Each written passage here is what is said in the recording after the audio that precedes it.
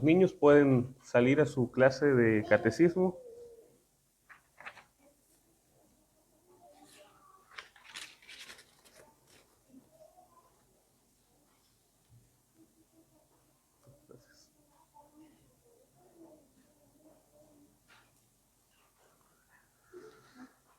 Tengamos nuestra Biblia abierta en la lectura que hemos leído hoy en San Juan, capítulo 4.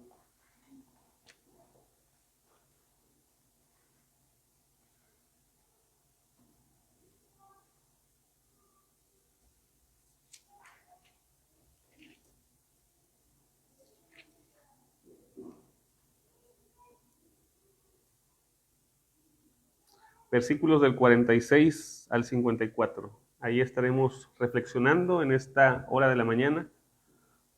Vamos a orar a nuestro Dios para que nos ayude en este momento. Su Espíritu Santo esté sobre cada uno de los que escucha la palabra y también de este siervo que la predica. Oremos. Padre eterno y misericordioso, en esta hora te damos las gracias por la lectura de tu palabra, por las alabanzas, por las oraciones, por este momento de convivencia, de reunirnos en tu nombre, Señor, para celebrar tu gloriosa resurrección y la esperanza de todos aquellos que tenemos nuestra confianza en ti. Padre, ayúdanos, Señor, fortalece nuestra fe, Señor, fortalece nuestra vida y nuestra comunión contigo. Te lo pedimos, Señor, y que ahora sean gratos los dichos de mi boca y las meditaciones de nuestros corazones delante de ti, oh Dios, roca nuestra y redentor nuestro. Amén. Hermanos queridos, ya hemos tenido la lectura en este momento, previo a la última alabanza que hemos entonado al Señor. Se ha leído el pasaje correspondiente a la lección de este día. Y el título de la predicación de esta mañana es De la fe imperfecta al milagro perfecto. De la fe imperfecta al milagro perfecto. Parte de esta meditación está basada en el texto clave que dice: el hombre creyó la palabra que Jesús le dijo y se fue. Este pasaje del Evangelio, hermanos, nos presenta a un hombre acostumbrado a mandar, un hombre de la corte del rey. A lo que alcanzamos a indagar respecto a el trasfondo de esta historia es que este hombre era parte del servicio que se daba a este Herodes, conocido en la historia como Herodes Antipas, hijo de Herodes el Grande. Entonces era un hombre de la corte, acostumbrado a dar órdenes, oficial del rey, un hombre de rango y autoridad, que sin embargo, en este momento, por la situación por la cual él atravesaba, se ve reducido a rogar. La posición que tiene delante del rey no le sirve ante la enfermedad de su hijo. El poder, la influencia, el dinero y todos los atributos materiales que él podía tener, todo esto se desvanece cuando la vida toca la frontera de lo imposible. Y es precisamente allí donde la fe comienza su proceso de purificación. Dios no desprecia una fe imperfecta, pero nunca deja de corregirla. De esta manera, hermanos, podemos reflexionar nosotros respecto a nuestra fe, respecto a cómo fuimos inducidos al lugar a donde estamos hoy cada uno de nosotros. Algunos, como leíamos en el Salmo de la lectura de hoy, nuestros padres nos los contaron. Aunque el texto es más amplio, algunos de nosotros tuvimos esta bendición de que nuestros padres nos contaran las maravillas de Dios cuando éramos pequeños, literalmente. Y también, haciendo justicia al texto, tenemos tan grande nube de testigos, como lo dice la palabra de Dios. Estos son nuestros padres respecto a la fe que hoy tenemos, aquellos que de alguna manera se han encargado de contarnos las maravillas de Dios. Y nuestra fe ha sido purificada, nuestra fe ha sido ajustada, nuestra fe ha ido creciendo en el caminar con nuestro Señor. Entonces, podemos decir que por esta razón es que Dios no desprecia una fe imperfecta, pero va a perfeccionarla. A sus discípulos Jesús les dijo en alguna ocasión, hombres de poca fe, y aún así no les desechó. Aún así se mantuvo dentro de la promesa del pacto para con sus discípulos. Dios es paciente, Dios es misericordioso, Dios es amoroso para con cada uno de ellos, de aquellos que han alcanzado salvación. Los puntos que vamos a desarrollar en esta mañana, queridos hermanos, es que roguemos a Cristo como este hombre. Tomemos el ejemplo de este cortesano para rogar a Cristo en nuestros tiempos de necesidad.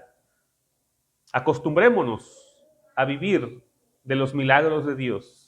Este pasaje pudiera parecer contradictorio a lo que estoy diciendo, pero nosotros tenemos que ver que el pasaje es tan profundo que nos lleva a enseñarnos que debemos acostumbrarnos a vivir de los milagros de Dios. Lo vamos a desarrollar más adelante.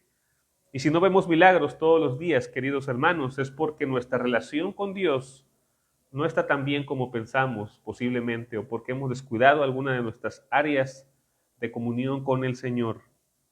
Y por último veremos que una verdadera relación con Cristo no rehúye a las pruebas, que las pruebas son también una necesidad para la fortaleza de nuestra fe, y en algunas ocasiones también para inducir a algunos a la fe en Cristo. Bueno, entonces, primeramente vamos a ver que este texto nos enseña a rogar a Cristo tal como este hombre lo hace. Vino pues Jesús otra vez a Caná de Galilea, donde había convertido el agua en vino. Y había en Capernaum un oficial del rey, cuyo hijo estaba enfermo.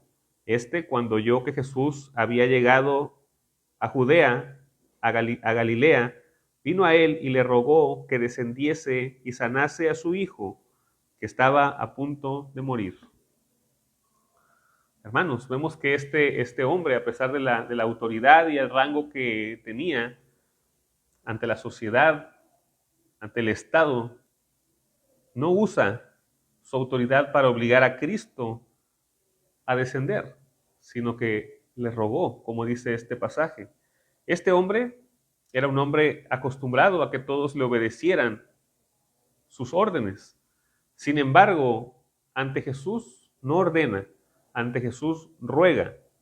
Es allí donde la soberbia humana calla, donde comienza la verdadera fe.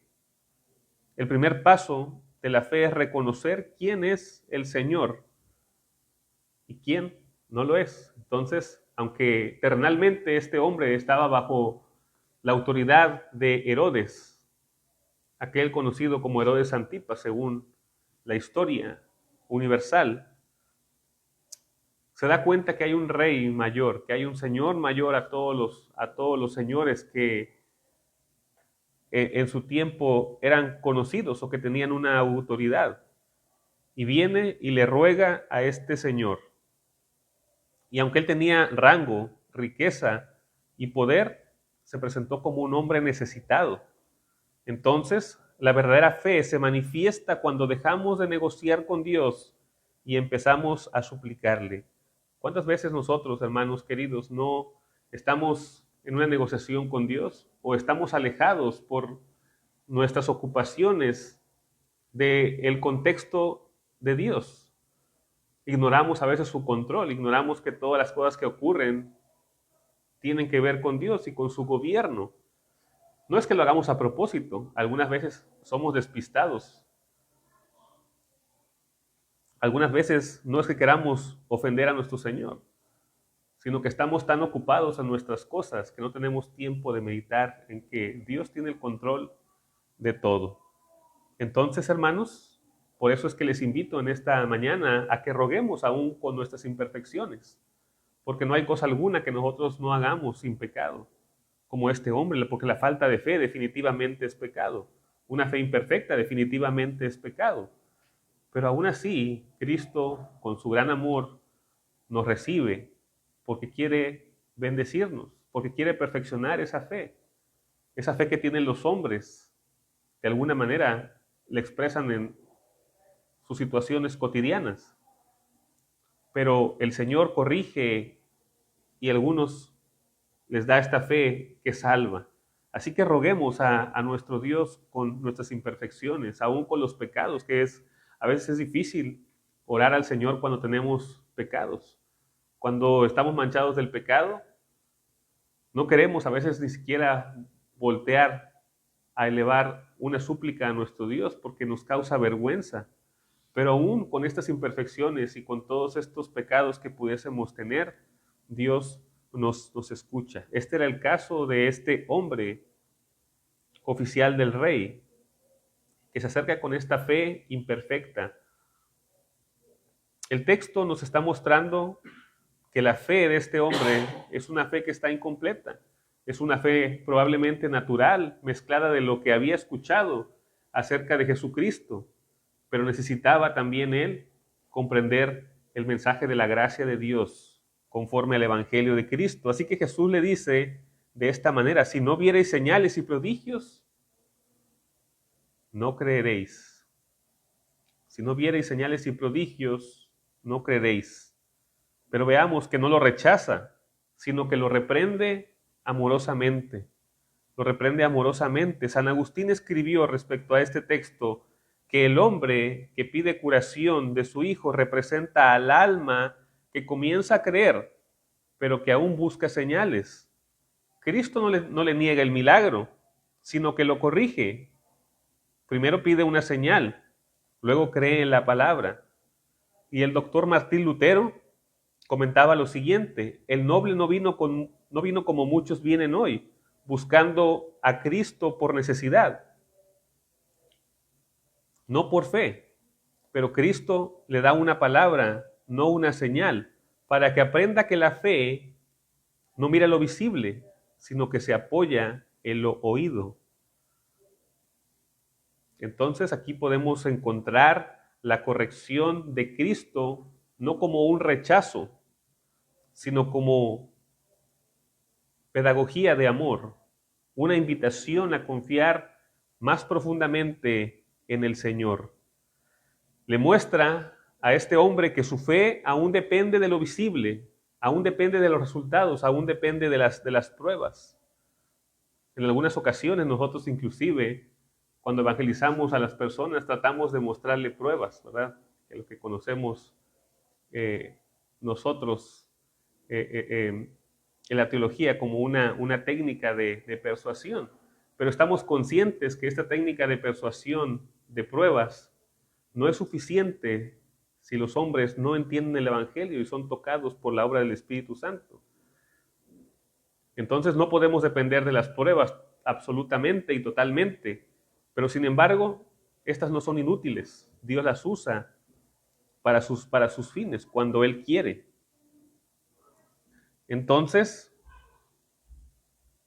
algunas veces somos así nosotros también como este hombre, que estamos esperando resultados visibles para ver la manifestación de Dios. ¿Cuántas veces rogamos, pero solamente creemos y vemos que algo sucede? A veces inclusive esto nos lleva a dejar de orar. Necesitamos que el Señor corrija nuestra fe para que nos dejemos de apoyar en las circunstancias y nuestra fe esté apoyada únicamente en su palabra. Esta corrección que encontramos aquí en este pasaje, queridos hermanos, no es un castigo, sino es gracia. Cristo alinea nuestra fe a su santa voluntad. Entonces, es por eso que Jesús le dijo a este hombre: si no viereis señales y prodigios, no creeréis.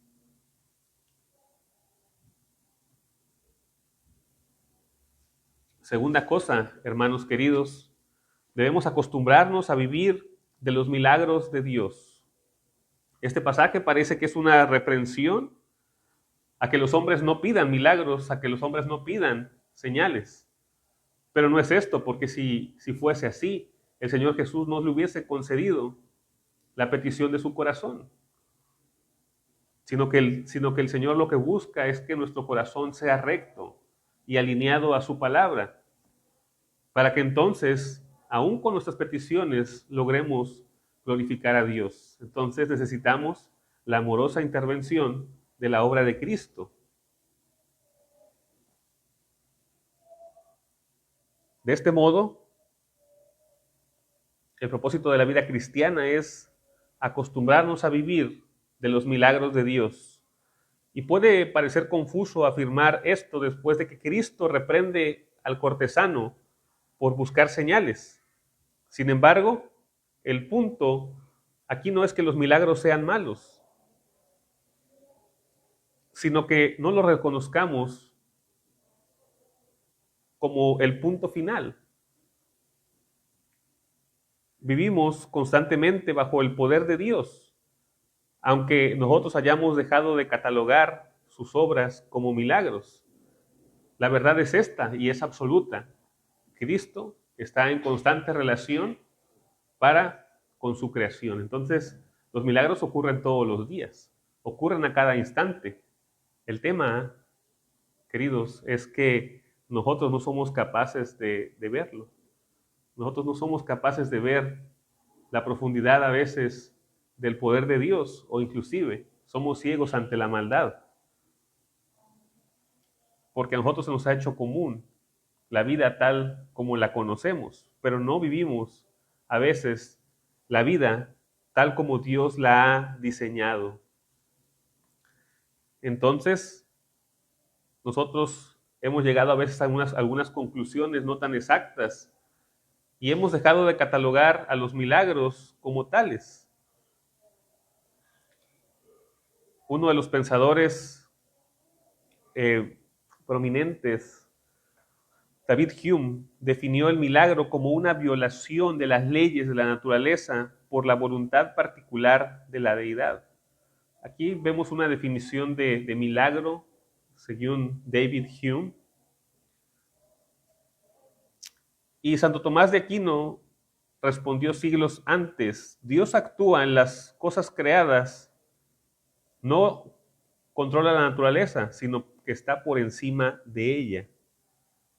Y C.S. Lewis, que es el que más me gusta respecto a su definición de milagro, explicó: un milagro no interrumpe las leyes de la naturaleza, sino que introduce un nuevo factor en ellas, como una nota nueva a una melodía. El milagro, entonces, no es un capricho divino que rompe el orden natural, sino es una intervención soberana que lo trasciende. Dios no contradice sus propias leyes, las usa de manera que nosotros a veces no las podemos comprender. Por ejemplo, hermanos, cada respiración, cada amanecer, cada restauración interior es evidencia del poder de Dios. El universo entero subsiste porque Dios sigue obrando. Esta es la razón verdadera por la que el mundo subsiste, no por las leyes creadas por Dios respecto a su propia creación, sino porque Dios está constantemente teniendo una relación con lo que Él ha creado. Y de este modo es que San Agustín dice que el milagro más grande no es que Dios sane un cuerpo, sino que transforme el corazón de los hombres. Aquí entendemos que la acción divina no se limita a lo físico, sino que también obra silenciosamente en lo moral y en lo espiritual. Así que podemos ver que los milagros simplemente son la obra de Dios actuando en relación a lo que Él ha creado. En el episodio que acabamos de leer, hermanos, Dios toma esta fe imperfecta de este hombre, fe que todos tenemos por naturaleza. Por ejemplo, quien trabaja cree que tendrá salario, y hay veces que no lo tiene. Hay gente que a veces no le pagan, ¿verdad? Sobre todo creo que las personas que se dedican a tener negocios negocios que son su propio emprendimiento, hay veces tienen que batallar con esto, con gente que no le pagan. Le venden algo y la gente no les paga, ¿no? Hay gente que, por ejemplo, se dedica a la construcción y hace algún tipo de negocio, y cuando termina, a veces no les pagan o a veces tardan muchísimo para pagarles. Pero lo normal es que quien trabaja cree que va a recibir un salario, aunque no siempre es así. Entonces esto es un tipo de fe que se está ejerciendo sobre algo. Quien hace ejercicio cree que cree que su cuerpo será más resistente, pero aún así se puede enfermar. Quien se alimenta saludablemente cree que garantizará una vida más larga y sin embargo puede morir por un accidente o por la violencia que hay en el mundo. Y estos son tipos de fe que nosotros ejercemos. Por tanto, la fe natural no basta. La fe natural tiene que ser reprendida y tiene que ser corregida para que sea efectiva, para que sea esta sola fide de la que hablamos los cristianos. Dios quiere llevarnos a una fe superior, la fe que confía en su sabiduría e incluso cuando los resultados contradicen nuestra expectativa. La verdadera fe siempre va a confiar en que Dios hará lo que es justo, lo que es mejor para nosotros y también lo que es mejor para los demás. Ellos pensaban, en este contexto del cual se está hablando, ellos pensaban que el médico debería de ir al enfermo, pero Cristo muestra que la fe no siempre se ajusta a los paradigmas de la cultura o a lo que nosotros esperamos. Jesús no fue con él, pero su palabra fue suficiente. La fe auténtica no exige presencia visible, sino que confía en la palabra del Señor. Y esta es la razón contextual por la que este hombre cortesano le pide a Jesús que vaya y descienda a su casa, porque era lo común. Lo común era que el médico fuese al lugar donde estaba el enfermo y pudiese pues sanarlo con alguna técnica de medicina que había en aquel entonces. Pero Jesús decide no descender, sino darle su palabra de que su hijo mejoraría, que su hijo estaría sano.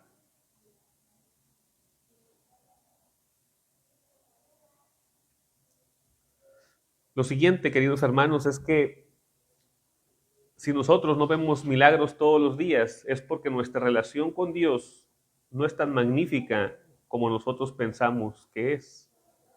A veces dejamos de ver el obrar de Dios en cosas tan simples, a las que como una montaña rusa estamos acostumbrados a vivir.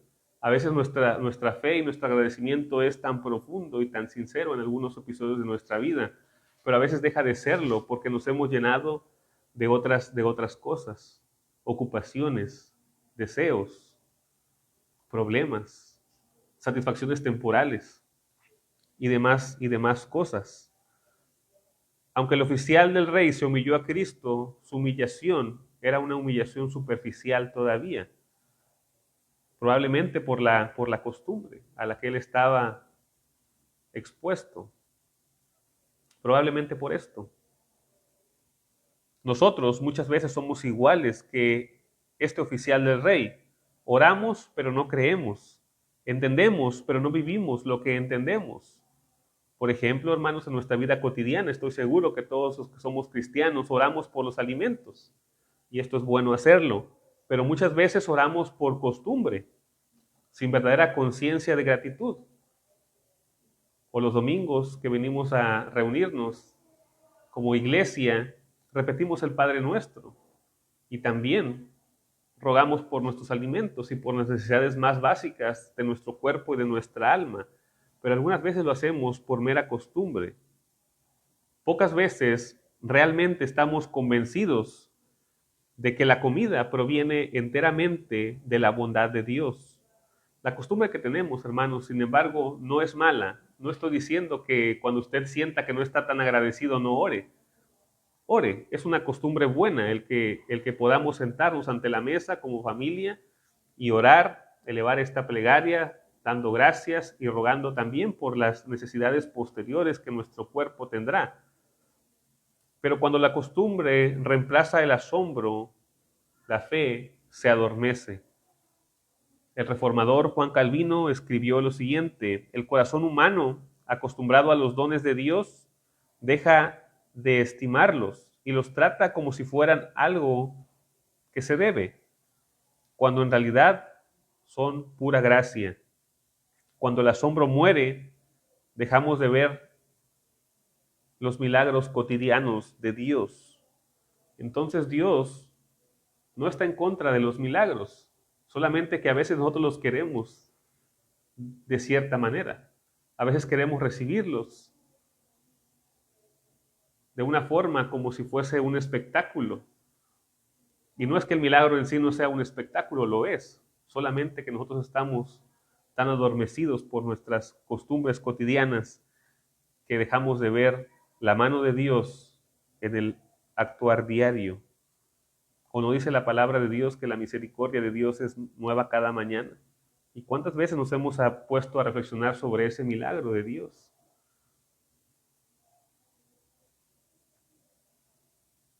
Entonces, no es que Dios haya dejado de obrar maravillas, sino que nuestra comunión con Él se ha vuelto débil. El milagro no ha desaparecido, sino que se ha debilitado en nuestra sensibilidad espiritual.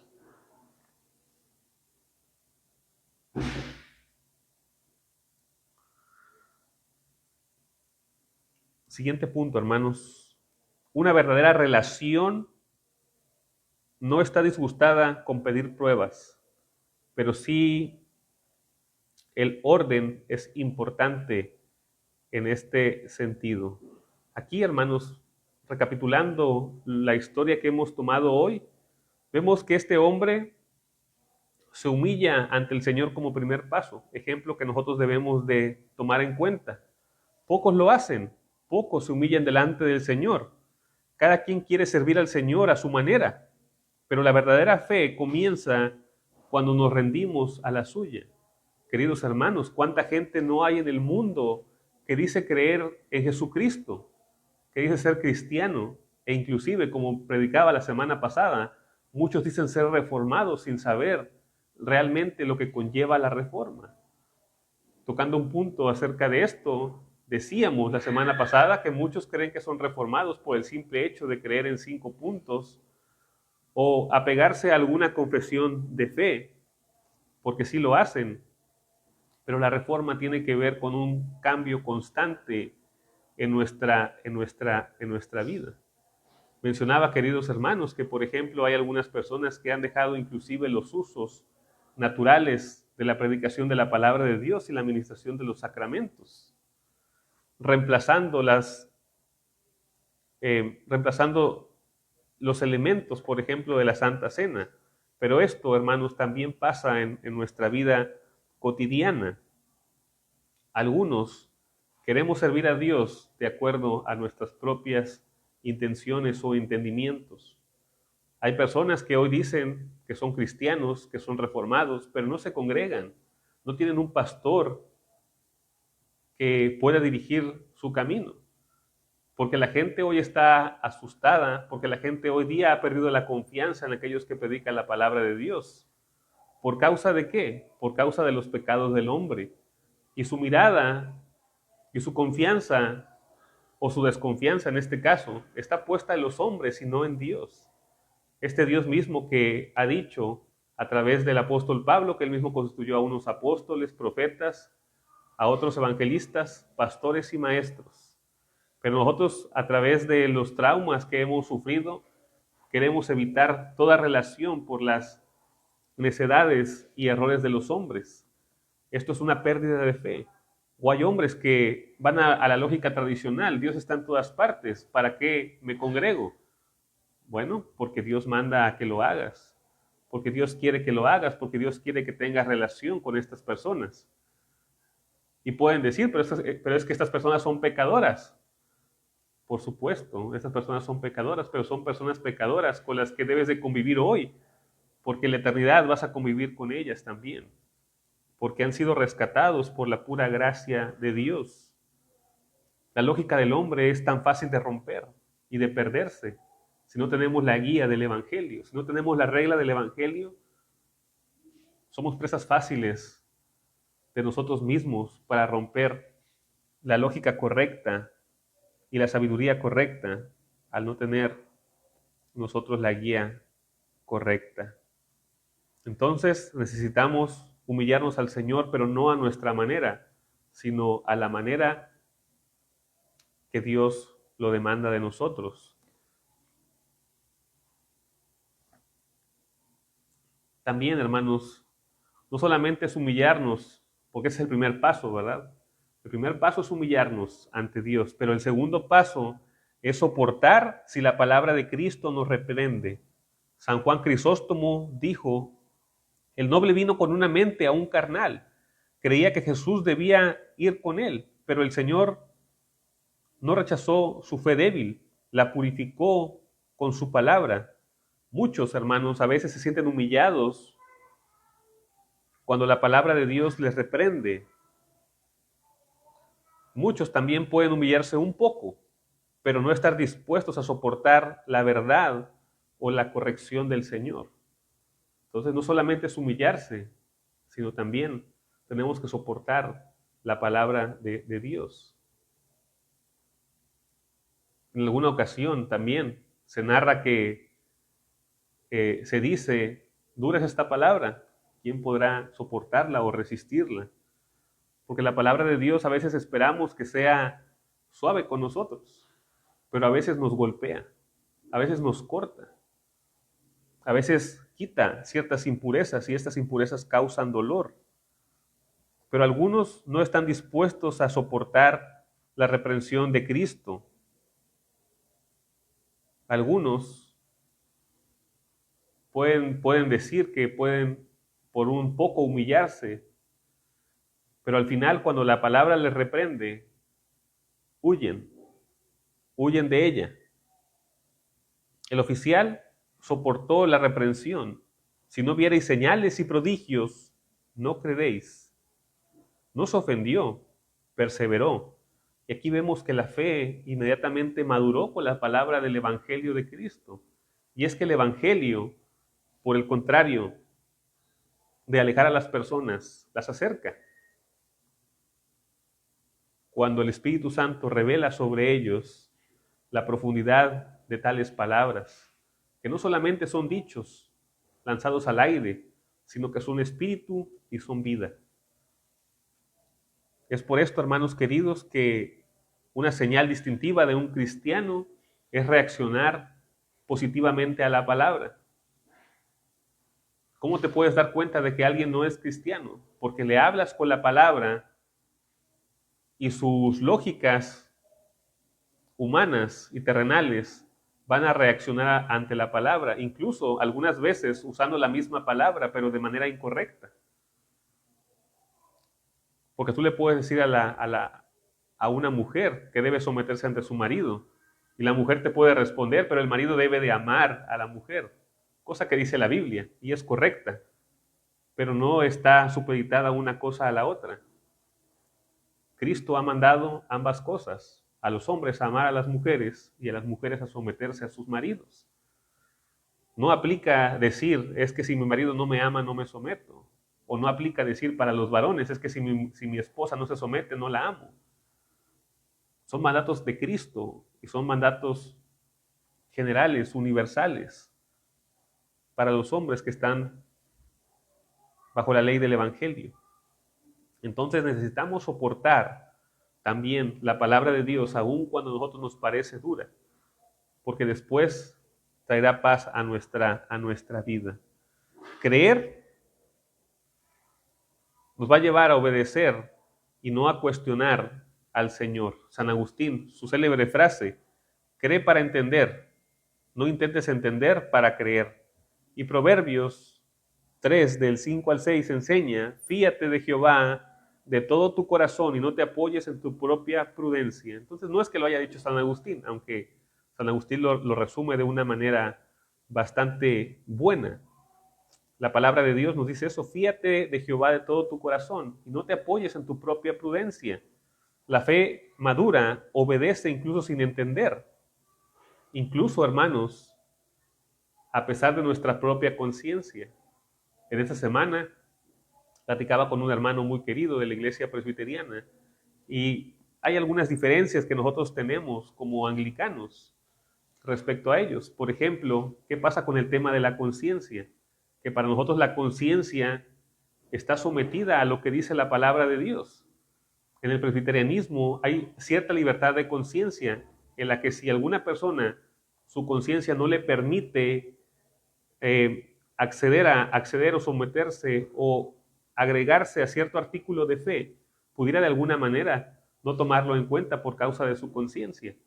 Pero en el caso del anglicanismo no es así. En el caso del anglicanismo, todo aquello que está aprobado con la palabra de Dios, aunque la conciencia de alguna persona se lo impida, sigue siendo una ley y debe de obedecerse. Los hombres deben obedecer a la palabra de Dios por encima de sus propias conciencias. Y comentábamos que para nosotros primeramente está la Escritura, en segundo lugar está la tradición y en tercer lugar está la razón. Así que la Escritura domina sobre todas las cosas.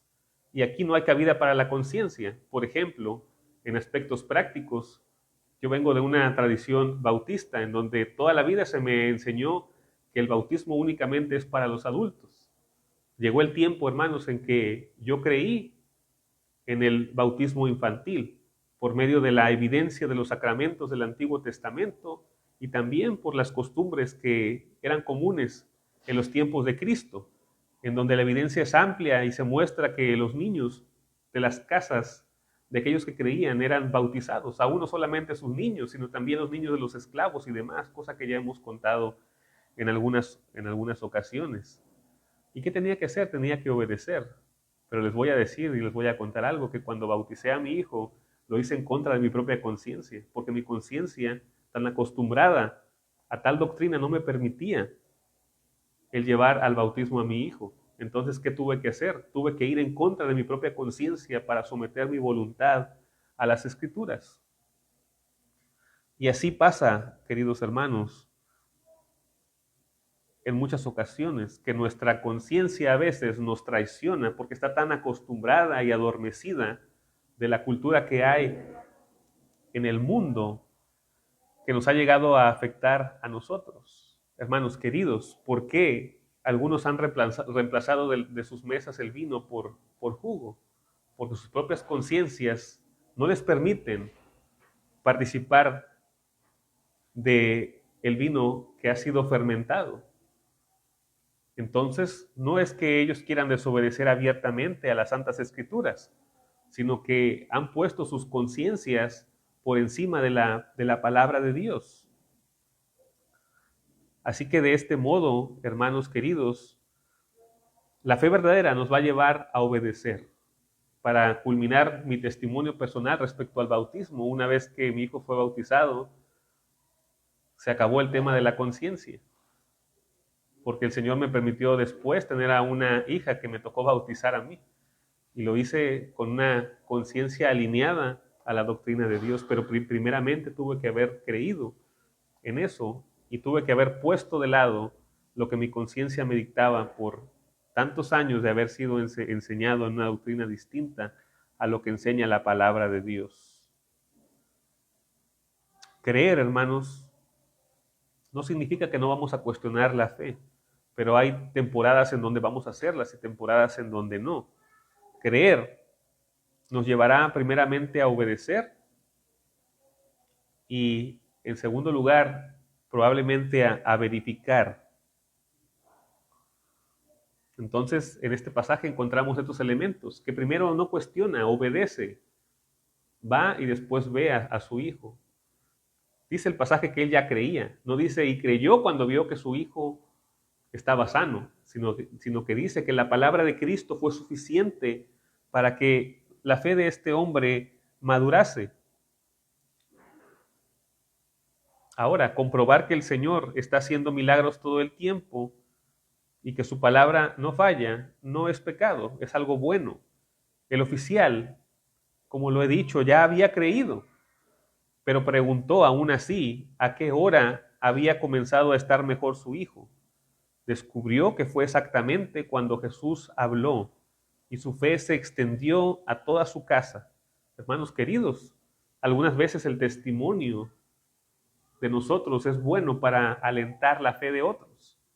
Hoy acabo de darles un testimonio de mi vida personal, pero también podemos encontrar en la Escritura, previa a esta lectura, el testimonio de la mujer samaritana. Y aquí, en este pasaje, podemos encontrar aún el testimonio de este hombre oficial del rey a su familia. Y dice que por esta razón la fe se extendió en toda su casa.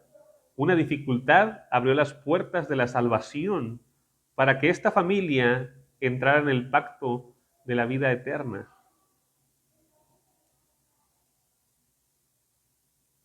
Para terminar, hermanos queridos, este pasaje nos enseña que la fe comienza rogando, que la fe debe ser corregida por la palabra de Dios, que la fe se purifica por la obediencia. Así que no es que los protestantes no creamos que las obras son buenas.